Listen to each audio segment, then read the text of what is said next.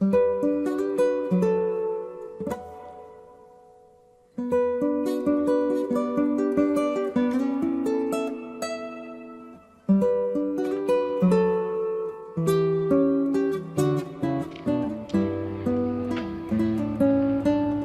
es la sede de la Compañía Nacional de Danza. Si nos fijamos, vemos que está toda hecha con unos hermosos ladrillos. Y cuando llegué por primera vez a este sitio, me llamó mucho la atención que tenía como una energía positiva, un encanto, una frescura.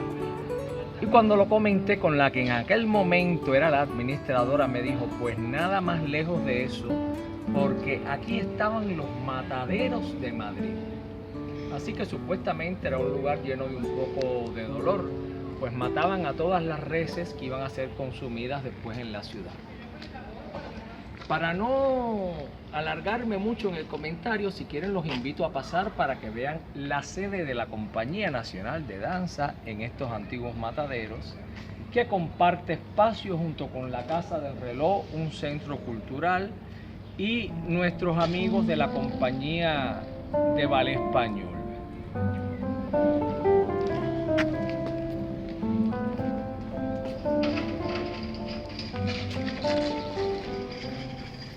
Esto es más o menos el recorrido diario. Y al llegar saludo a los compañeros de la puerta que amablemente me dan la llave de la oficina. Aquí está la señora que mantiene la higiene de todo el edificio. Mi amiga Maite, que tiene unos niños preciosos. Y en este sitio pues tengo un piano para estudiar, que yo creo que el estudio en secreto es la parte que menos me gusta de mi trabajo, pero bueno, hay que hacerlo. Aquí está el piano, aquí están algunos libros. Parecerían muchos, pero resulta que siempre son libros de consulta. Son libros que uno utiliza normalmente para averiguar cosas nuevas, para enriquecerse culturalmente, para tener piezas en repertorio, para tener a disposición siempre algún libro. Y casualmente, aquí tengo uno de los libros que más he utilizado últimamente, Los retratos de Guanabacoa. Son una especie de danzas para piano con la descripción de algunos personajes que yo recuerdo de mi infancia, algunos reales, otros modificados por la imaginación y el tiempo.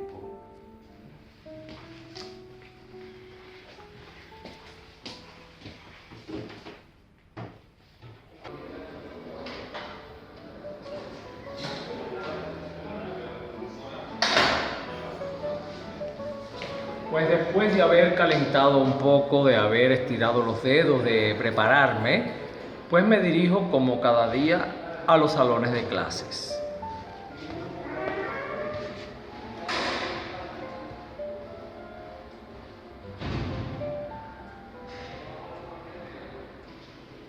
Todos los días es el mismo recorrido, por lo cual puede haber algún momento que a uno le parezca un poco de rutina, de siempre lo mismo, y en esos momentos siempre me viene a mi cabeza la frase de Fernando Alonso, que me decía cuando yo le comentaba estas cosas: y tú te piensas que yo, que llevo más tiempo que tú dando clases de ballet, no me aburro siempre de los mismos pasos. Y esto desaparece cuando llego al salón. Veo mi gran piano Steinway de cola, me siento a tocar y empieza la comunicación y el lenguaje artístico, y ya yo dejo de ser una persona pegada a la tierra para convertirme en un artista.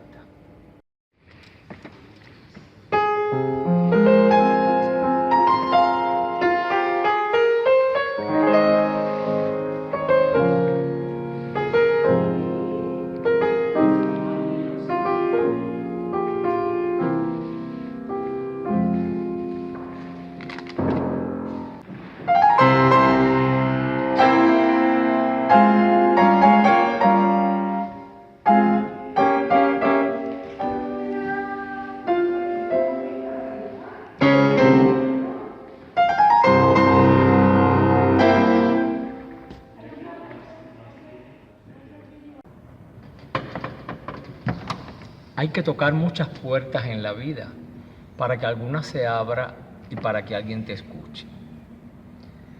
Yo me imagino que habré tocado muchas puertas también, pero cuando hago mi reflexión por la noche, sobre todo antes de dormir, digo, pues a lo mejor he tocado muchas puertas y a lo mejor no se me han abierto muchas y a lo mejor no me han escuchado mucha gente, pero al final he cumplido mi destino.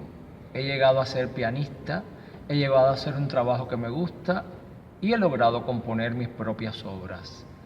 Como le he oído a veces decir a algunas personas, en la vida siempre planta un árbol, ten un hijo y escribe un libro.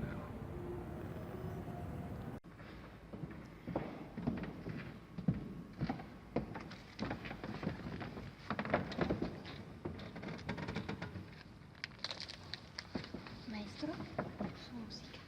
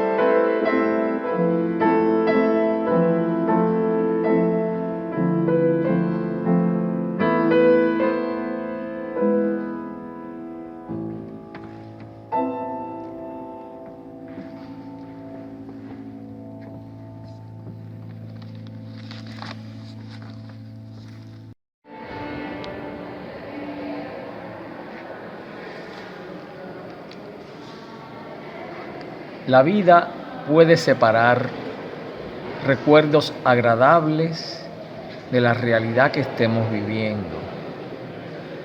Y por eso muchas veces se nos ocurre evocar muchas de las situaciones felices que hemos vivido, en parte para tener un poco de la felicidad que tuvimos en su momento y en parte también para que ese recuerdo nunca muera dentro de nosotros.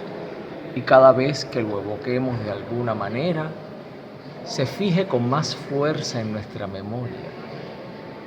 Ese momento que nos llevó a la felicidad, que nos produjo alegría y que fue la simiente de una futura felicidad.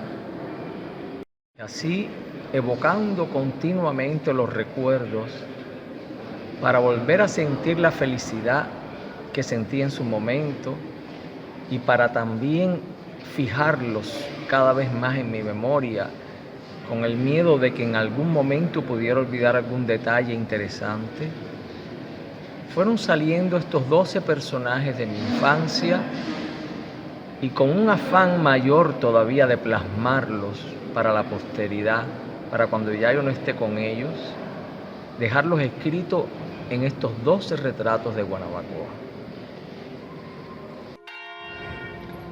Las campanas anuncian la tragedia. Mira, María Magdalena, Jerusalén está en llamas. Yo no lo puedo creer. Dios mío, alabado sea el Señor.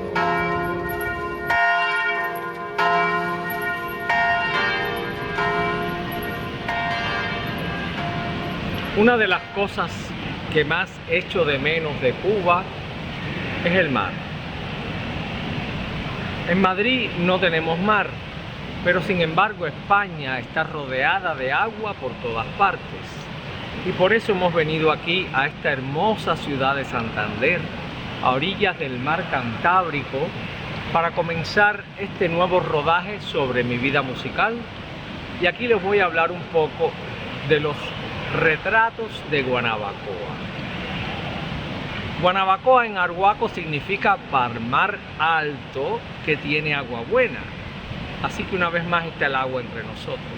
Y aquí yo hago de una forma musical el retrato de 12 personajes de mi infancia, quizá transformados un poco por el recuerdo, la imaginación y la lejanía en el tiempo.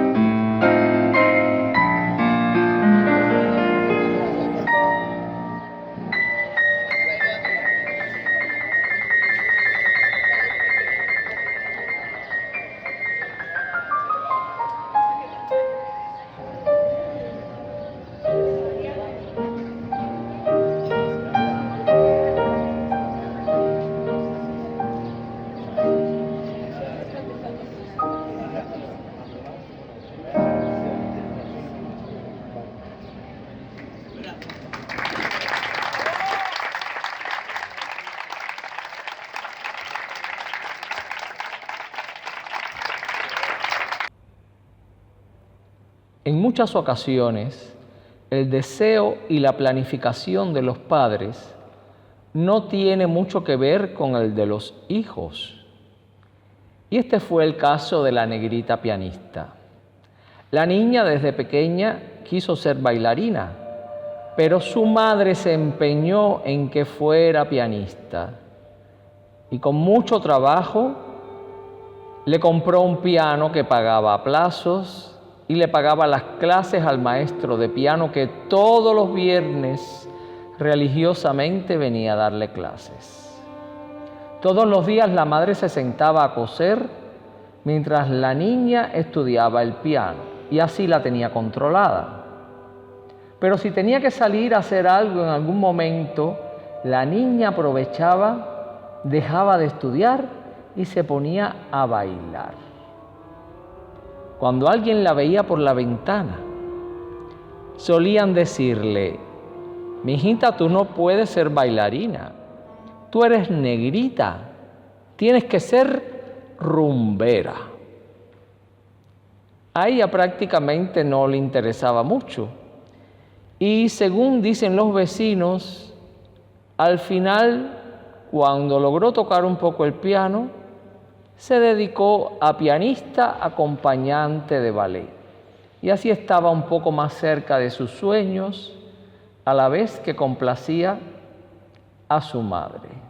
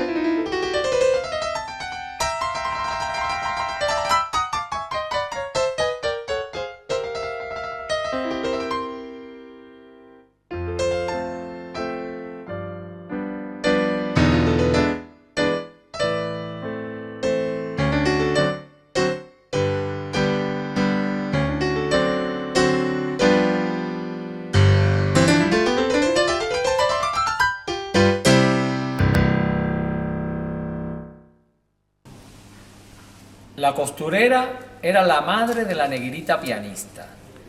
Ella se había empeñado toda su vida en que su hija fuera pianista. Y así había comprado un piano a plazos y se veía obligada a coser mucha ropa para la calle, que era como se decía, para poder pagar los plazos del precio del piano. En la obra se trata de dar el movimiento continuo del pedal. Pensemos que estamos hablando de una máquina Singer antigua, con el movimiento de la mano izquierda que toca muchas notas sin parar. Y al final, una nota característica en el bajo que equivale a cuando ella remata y corta el hilo para terminar de coser.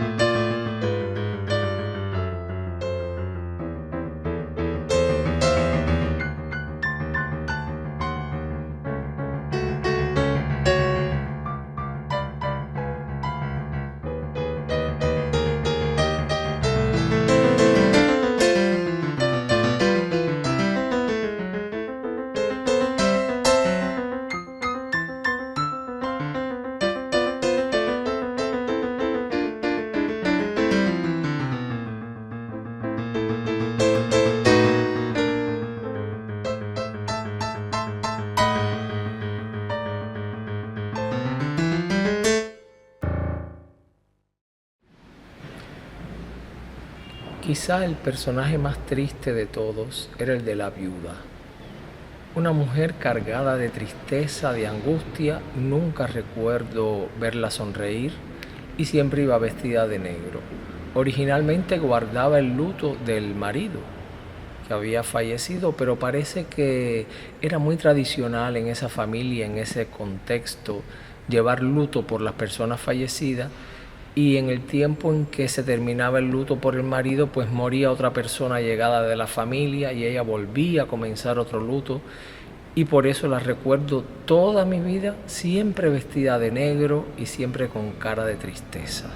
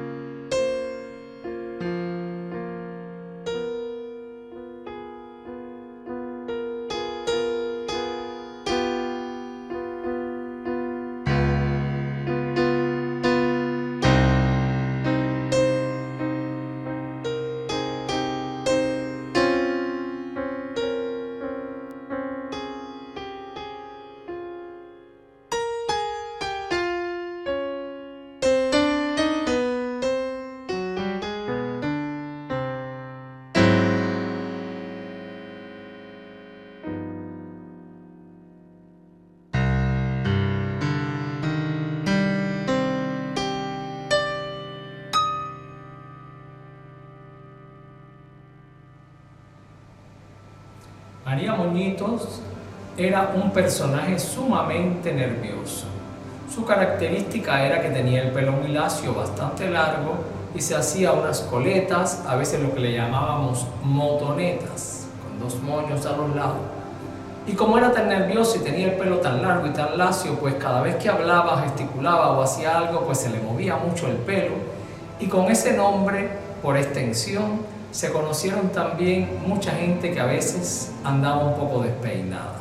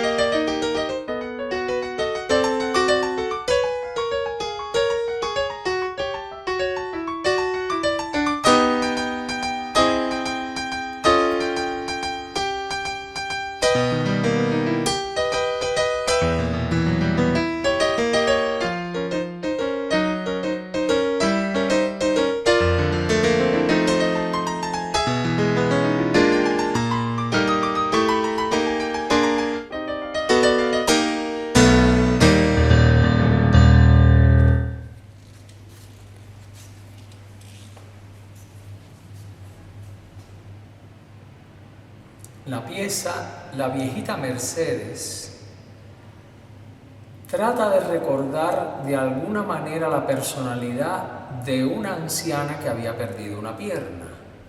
La conocí bastante desde pequeño y me llamó siempre la atención cómo con una sola pierna aquella señora ya bastante mayor podía desenvolverse perfectamente.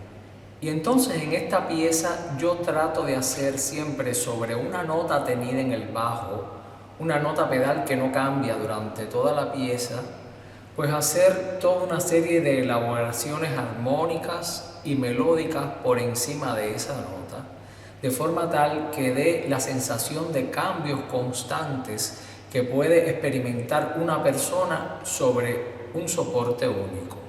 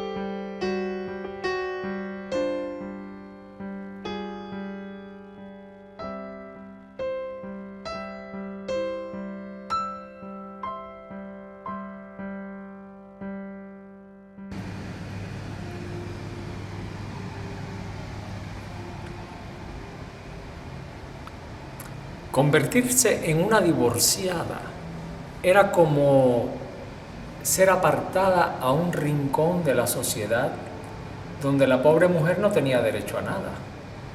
En todo caso, era como una mujer que se consideraba libre de caer en manos de cualquier hombre. Y para las mujeres, encontrarse con una divorciada era hacer el máximo esfuerzo para esquivarla, para no hablar con ella, para no tener tratos y para que nadie sospechara de que uno se relacionaba con la pobre divorciada. Me pregunto, ¿qué derecho tenía la pobre mujer a caer en esta situación? Tenía que aguantar eternamente que el marido la engañara. Tenía que cerrar ya su vida completamente al amor, al cariño, a la comprensión. No sabemos lo que pensaba una mujer divorciada, pero era así.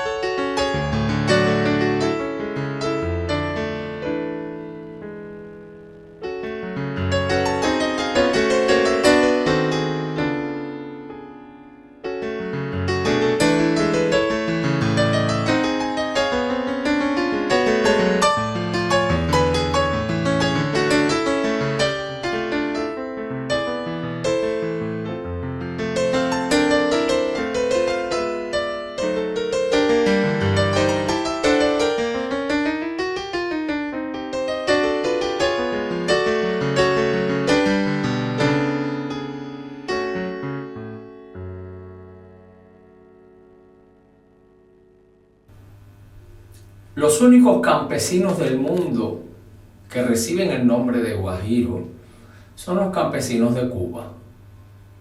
Se dice que el término viene porque durante la Guerra de Independencia contra España, las personas del campo que ayudaban a los mambises, que eran los que luchaban, se convirtieron prácticamente para los norteamericanos en héroes de guerra, war hero en inglés, y de ahí viene la palabra guajiro. Pero por extensión se les decía también a las personas que eran tímidas, un poco toscas, de costumbres poco asociadas con la gran ciudad, y que en ocasiones venían, las mujeres sobre todo, como servicio doméstico para las personas de la ciudad.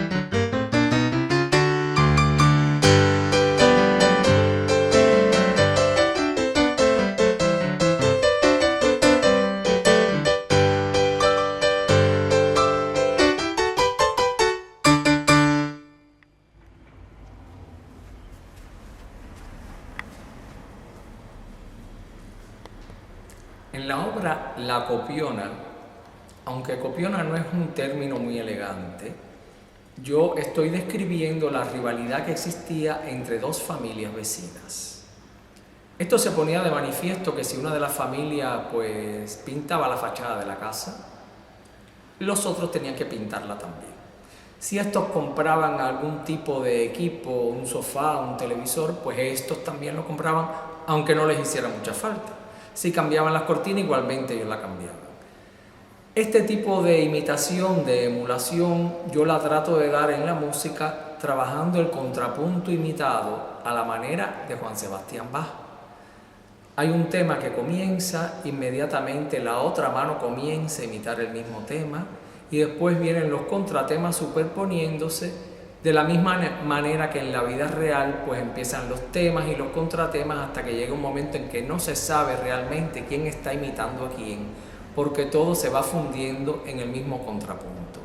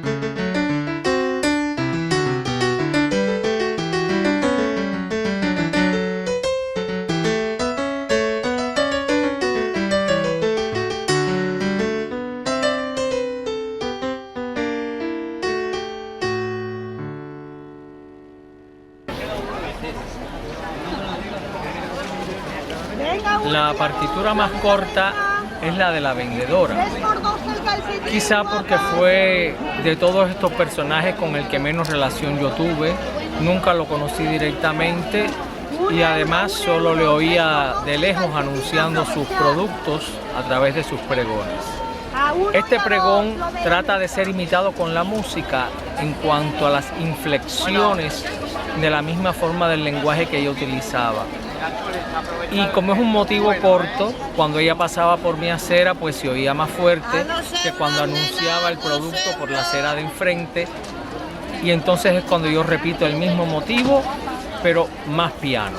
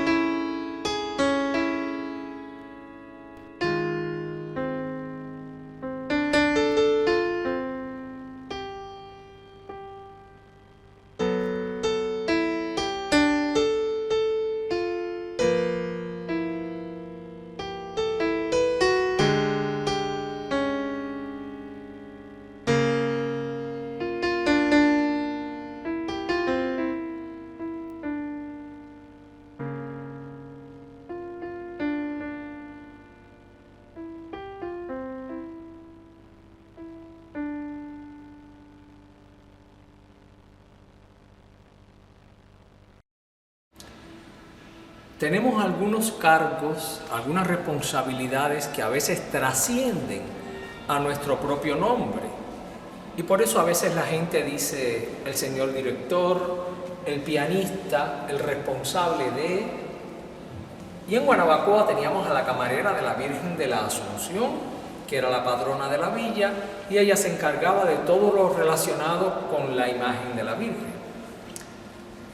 Todas las personas que de alguna manera tenían un vínculo con ella, fuera un vínculo familiar, afectivo, pues era el amigo de la camarera, el novio de la camarera, la hija de la camarera, y así comenzaron a existir algunos personajes que perdieron completamente su identidad por estar relacionados de alguna manera con la camarera de la Virgen Tutelar de Guanabacoa.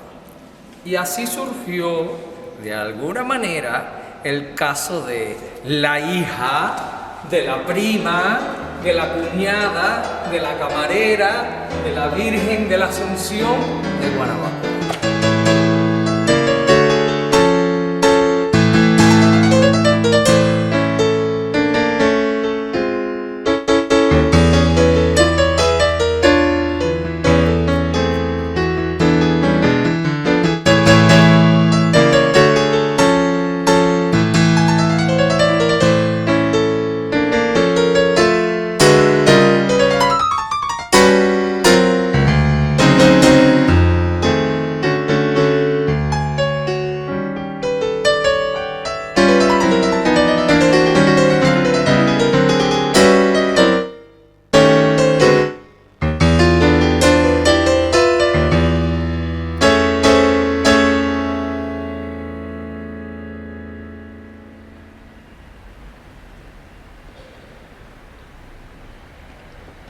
Otra de las piezas es la querindanga. Bueno, la palabra querindanga significaba casi un poco despectivo a la mujer que vivía con otro hombre y que ese hombre estaba casado y tenía una familia en algún lugar. Era muy corriente que este hombre fuera el carnicero del pueblo. Siempre tenía su familia en un lugar muy lejano, pero tenía ahí una novia, una querida, ¿no? Se le decía la querindanga. Esta de Guanabacoa nunca podía salir de la casa. Él le daba todas las comodidades, le permitía hacer todo y su único entretenimiento era lavar para la calle. Y ella lavaba y lavaba. Yo creo que a veces la veía recoger la ropa y volverla a lavar porque no tenía otra cosa que hacer. Y lo único que él le permitía era ir a la iglesia. Dicen las malas lenguas que al final ella tuvo una aventura con el cura, pero eso no me corresponde a mí asegurarlo.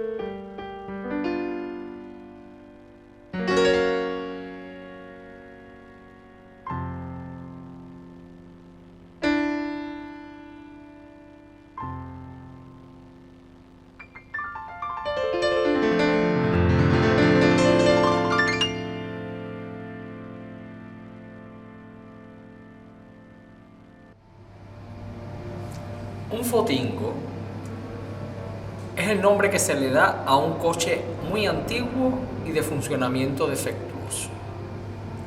La señora dueña del fotingo de mi historia era sumamente optimista y aunque el coche estaba, como solemos decir, hecho tierra, ella siempre decía que muy pronto echaría a andar. Se levantaba muy tempranito, hacía que funcionara el motor un poco, lo que ella decía calentar el motor, y luego se bajaba diciendo, bueno, es que ahora tiene el problema de las bujías. En otro momento decía, bueno, es que ahora tiene problema de la correa del ventilador. En otro momento decía, bueno, es que ahora tengo que arreglar el tubo de escape. Y siempre terminaba igual. Pronto podemos hacer un gran paseo con él.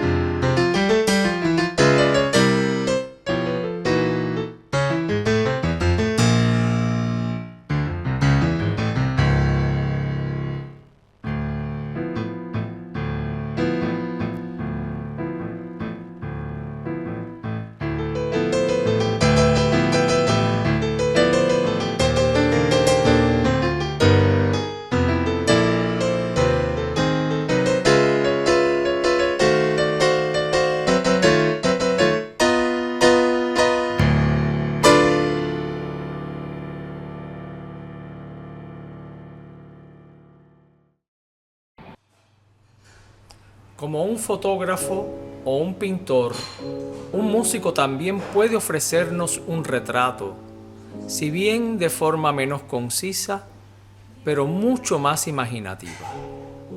Cuando observamos una obra de arte como una pintura o una escultura, generalmente desde el primer momento podemos apreciar la obra completamente.